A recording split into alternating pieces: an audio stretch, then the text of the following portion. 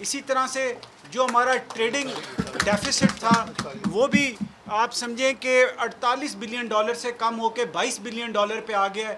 تو میں یہ سمجھتا ہوں کہ یہ اس حکومت کی بہت بڑی کاوش ہے جس طریقے سے انہوں نے یہ حکومت کو لے کے آگے چلے ہیں. اس کے ساتھ ساتھ جو ابھی ہم نے جو سنا اس میں جو ایگریکلچر سیکٹر کے لیے جو انہوں نے انسینٹیوز اناؤنس کیے ہیں، تو میں یہ سمجھتا ہوں کہ جس طرح سے فلڈ کی وجہ سے پاکستان کو تقریباً $30 بلین کا نقصان ہوا تھا، اور یہ جو اقدامات حکومت نے لیے اس بجٹ میں، تو میں یہ سمجھتا ہوں کہ اگلے سال ہمارے جو ایگریکلچر کا شیئر ہے ہمارے اس میں جی ڈی پی میں وہ بڑھے گا، اور ہماری جو ایگریکلچرل پروڈکشن ہے وہ بھی انکریز ہوگی. تو ہم جو ایگریکلچر انسینٹیوز دیے گئے ہیں اس کو اپریشیٹ کرتے ہیں. اس کے ساتھ ساتھ آئی ٹی انڈسٹری کے لیے جو گورنمنٹ نے انسینٹیوز دیے ہیں بجٹ میں، ہم اس کو بھی اپریشیٹ کرتے ہیں. اور اسی طرح سے وومن امپاورمنٹ کے لیے جو انسینٹیوز دیے گئے ہیں ان کو اپریشیٹ کرتے ہیں.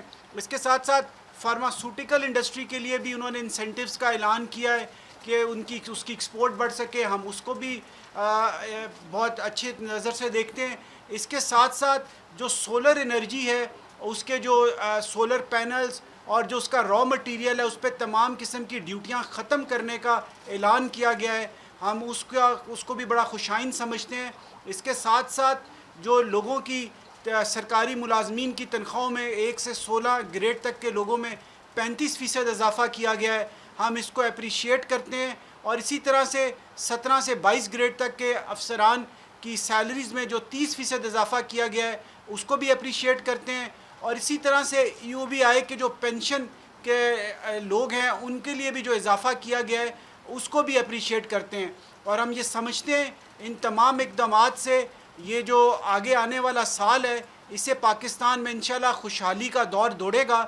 اور میں یہ سمجھتا ہوں کہ یہ جو فلڈز کے بعد اتنا زیادہ پاکستان کا جو نقصان ہوا تھا اس سے ہم ریکور کر کے باہر نکلیں گے.